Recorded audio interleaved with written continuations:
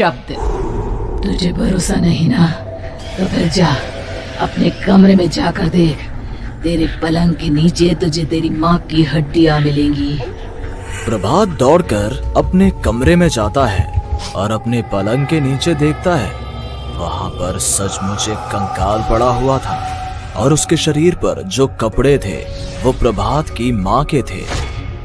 क्या बात है, आज तो आप सुबह से ही बहुत बिजी हैं। ऐसा क्या लिख रहे हैं? बस एक फैमिली की कहानी लिख रहा था। जैसे हमारी फैमिली है ना, तुम, माँ और मैं, लेकिन थोड़े अलग तरीके से, क्योंकि ये कहानी हॉरर है और इसमें जो आदमी है ना, मैंने उसकी बीवी को मार दिया है। मतलब कहानी में ऐसा लिखा है। और जानती हो, उसके बाद जो बीवी है ना, वो एक बुरी आत्मा बन जाती है। क्या बेटा, इस तरह की डरावनी कहानियाँ क्यों लिखता है तू? जानता है ना, हम जो सोचते हैं, जो लिखते हैं, हमारा दिमाग पूरा दिन वैसा ही होता रहता है। माँ, परेशान होने वाली क्या बात है? राइटर हूँ मैं, मेरा तो काम है कहानियाँ लिखना।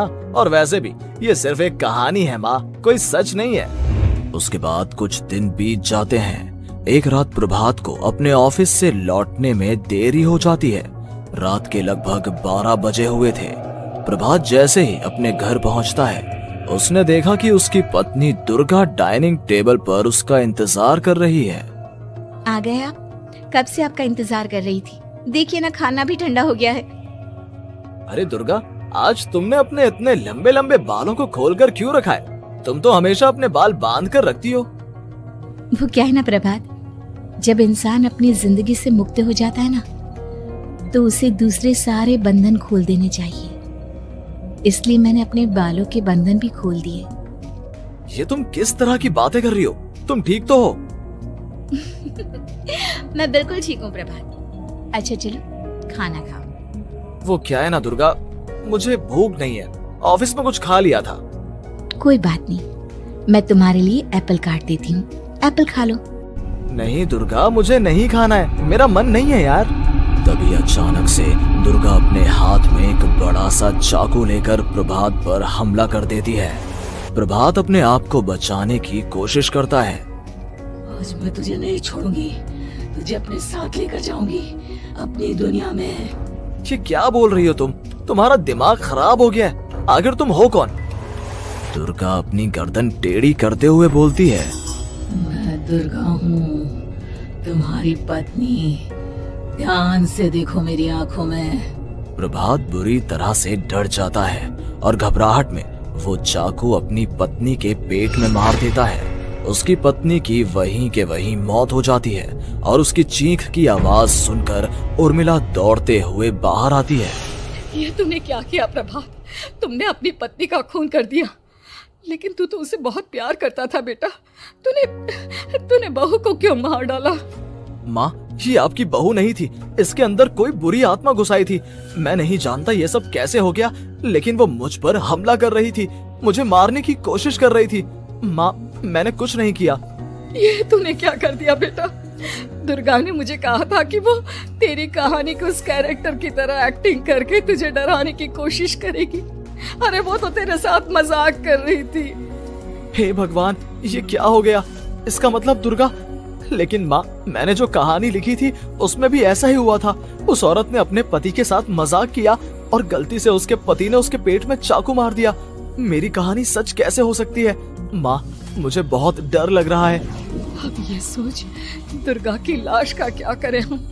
अगर गलती से भी ये बात बाहर फैल गई ना, तो तुझे पूरी जिंदगी जेल की सलाखों के पीछे रहना पड़ेगा।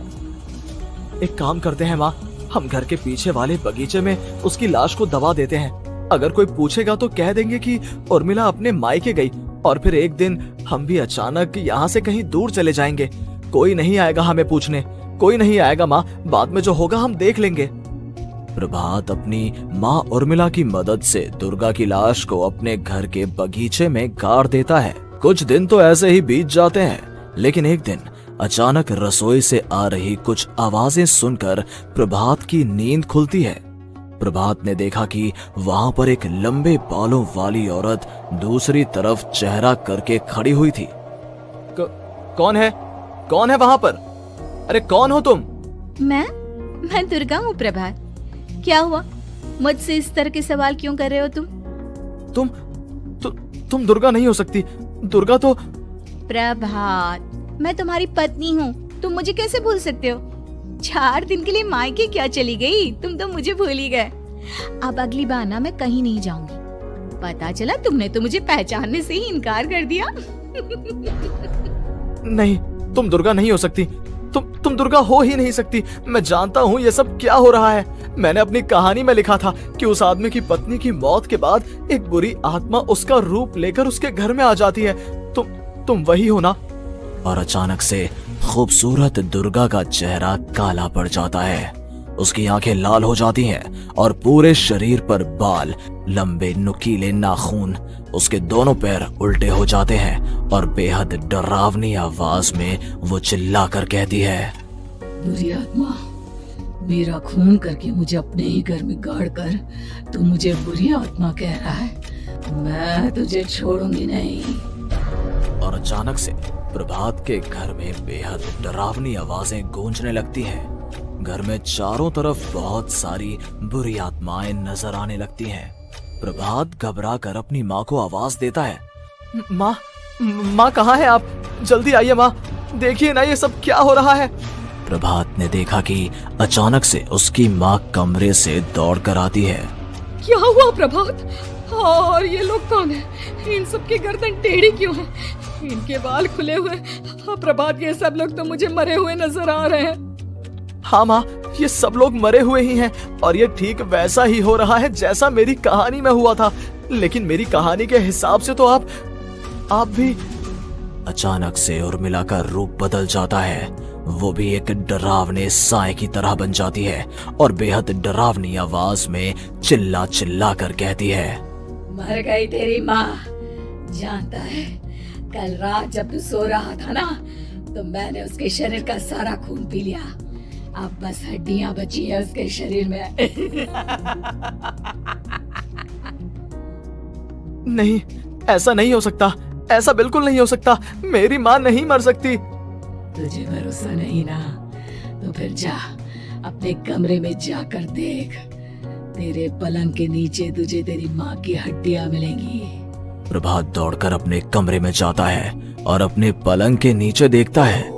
वहां पर सचमुच एक कंकाल पड़ा हुआ था और उसके शरीर पर जो कपड़े थे वो प्रभात की माँ के थे। माँ, अब मुझे कुछ करना पड़ेगा। लेकिन मेरी कहानी में लिखा था कि माँ की मौत मेरे हाथों से होगी, पर माँ तो पहले ही मर चुकी है और वो बुरी आत्मा मुझे भी मार देगी। नहीं, इससे पहले कि वो मुझे कुछ करे, मुझे उसका काम खत्म करना होगा। प्रभात अपने हाथ में बड़ा सा चाकू लेकर उस बुरी आत्मा पर हमला कर देता है जिसने प्रभात की माँ का रूप लिया हुआ था, और अगले ही पल वो नीचे गिर जाती है और उसके शरीर से खून बहने लगता है।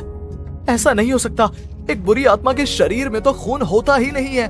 तो क्या सच में मैंने अपनी माँ को मार दिया? लेकिन अभी कुछ देर पहले तो फिर वो कंकाल किसका है? और ये कौन है? मैं पागल हो जाऊंगा।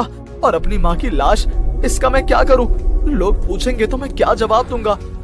तभी वहां पर दुर्गा का रूप लेकर जो आत्मा थी उसने प्रभात से कहा, गाड़ दे अपनी माँ को ले जाकर उसी जगह जहाँ तूने मेरा खून करके मुझे गाड़ दिया था। चला जा। घबराया हुआ प्रभात पागलों की तरह अपनी माँ की लाश को लेकर बगीचे में गाड़ देता है। प्रभात की हालत पागलों जैसी हो जाती है। वो अपने आप को अपने घर में बंद कर लेता है। कहानी के हिसाब से तो आगे ये हुआ था कि कहानी लिखने वाले ने उन बुरी आत्माओं से डरकर आत्महत्या कर ली थी। तो क्या मैं भी मर जाऊंगा? क्या मैं भी आत्महत्या कर लूंगा? एक काम करता हूँ, मैं अपनी कहानी का अंत बदल देता हूँ। हाँ, ये मैंने पहले क्यों नहीं सोचा। मैं लिख दूंगा कि कहानी को लिखने वाला आत्महत्या नहीं करता, बल्कि कहीं दूर जाकर नए सिरे से अपनी जिंदगी शुरू करता है। यही सोचकर प्रभात ने अपनी लिखी हुई कहानी को बाहर निकाला और उसे पढ़ना शुरू किया। ये देखकर वो हैरान रह गया कि कहानी का क्लाइमैक्स तो किसी ने पहले ही बदल दिया था। ये क्या? इसमें तो लिखा हुआ है कि आखिर में उस लेखक की पत्नी और माँ दोनों बगीचे में जिंदा दफन थे। बुरी आत्माओं ने उनको कैद करके रखा था और वो लेखक अपनी माँ और पत्नी दोनों को जिंदा बाहर निकाल लेता है। लेकिन लेकिन ये सब लिख किसने दिया? प्रभात दौड़कर बगीचे में जाता है और वहां पर खुदाई करना शुरू कर देता है।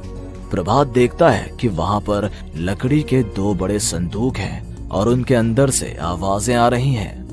प्रभात, प्रभात बचा लो मुझे, अगर थोड़ी देर और हो गई तो वो मुझे छोड़ेगी नहीं। बेटा देखो, मैं इस बक्से के अंदर बंद हूँ, प्लीज मुझे बाहर निकालो, वो बुरी आत्मा किसी भी वक्त मुझे मार डालेगी। प्रभात वो दोनों बक्से बाहर निकालता है और अपनी पत्नी और माँ दोनों को आजाद करवा लेता है। लेकिन तभी वहां पर अचानक से एक बेहद डरावनी और खौफनाक दिखने वाली औरत आ जाती है। मुझे क्या लगा था इतनी आसानी से अपनी पत्नी और माँ को बचा लेगा? बस 5 मिनट और उसके बाद अमावस का चांद आसमान में आने ही वाला है। लेकिन तूने इन दोनों को बाहर निकाल लिया, अब तुझे मरना होगा। नहीं, मैं जानता हूँ मैं नहीं मरूंगा, और अब आगे क्या करना है ये भी मुझे पता है। प्रभात ये बहुत खतरनाक है, हमें मार डालेगी प्रभात, चलो यहाँ से। नहीं दुर्गा, अब मुझे अच्छी तरह से पता चल चुका है कि इस बुरी आत्मा से हम कैसे पीछा छुड़वा सकते हैं। और इतना कहकर प्रभात अपने हाथ में पकड़ी हुई सिंदूर की थैली उस बुरी आत्मा के ऊपर उछाल देता है। कुछ ही देर में वो जमीन पर गिरकर राख में बदल जाती है। ये सब क्या हो रहा था बेटा? ये सब तुम्हारी लिखी हुई इस कहानी की वजह से हुआ है ना? नहीं माँ, पहले मुझे भी ऐसा ही लगा, लेकिन बाद में पता चला कि बरसों पहले हमारे इस बगीचे की जमीन के अंदर किसी को जिंदा गाड़ दिया गया था और बस उसी औरत की आत्मा हमें परेशान कर रही थी। उसी ने मेरे शब्दों में जान डालकर उस कहानी को जिंदा कर दिया था। मुझे माफ कर दो प्रभात, मैंने आपकी कहानी के साथ छेड़छाड़ की थी और उसे बदल दिया था।